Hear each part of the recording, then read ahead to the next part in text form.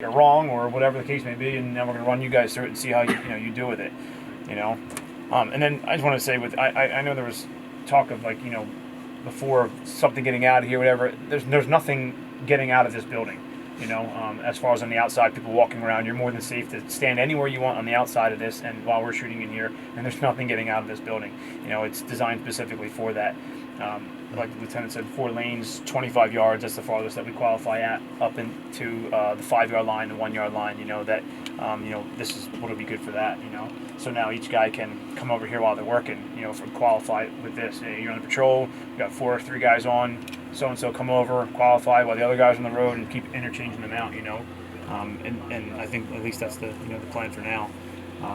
Another big thing too with the camera that came with the system, we can actually videotape any building really in town. So we would like to be the schools, the township building, Cool. big warehouses like Amazon. Maybe just do a couple scenarios so we can actually use that as a scenario on the system here, which is actually pretty cool. I mean, just think about the familiarity, being able to train, get video of officers responding to the high school, and have that. I mean, that's huge. I mean, to be able to train specifically for scenarios that you could encounter in town. It's one thing to have general training, but to really feel comfortable walking through the halls of Sharon School or Pond or high school. I think living room. Yeah, I think my living room. I think that's really cool. That's a great feature, which I didn't realize we had. So it's amazing. Nice. Yeah. Can you guys describe, so just at a basic level, what are the firearms training requirements for, and I don't know if they differ by unit, I don't know if they differ by specialization, but what are the training requirements? How do you fulfill them today? You obviously go to a different facility, and how's that going to change moving forward? So just give it, like, how many hours are we talking, how many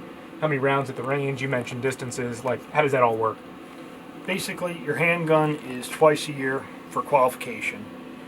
A rifle is twice a year for qualification, along with an additional 2 times a year for what's called familiarization. And if you don't qualify, you can't carry. Is that the rule?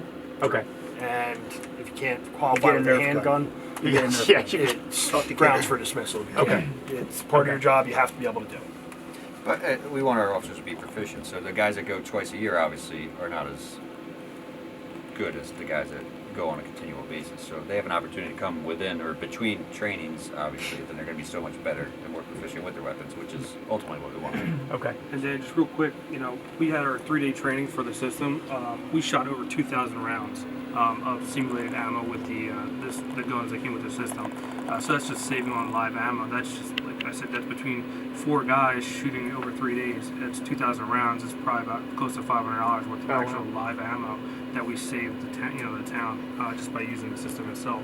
So it's great. And like I said, I was in here last night with an officer training with him and cleaning up. It's just something great just to come in and do it. Quick 20 minutes, put them through a couple scenarios, and then we're back out, doing what we need to do. That's awesome. What's you shooting first? Handgun. Handgun first.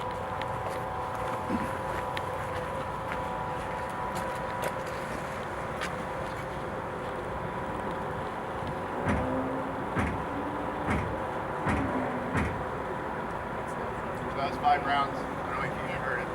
Yeah, it's pretty quiet. Just so this on the camera.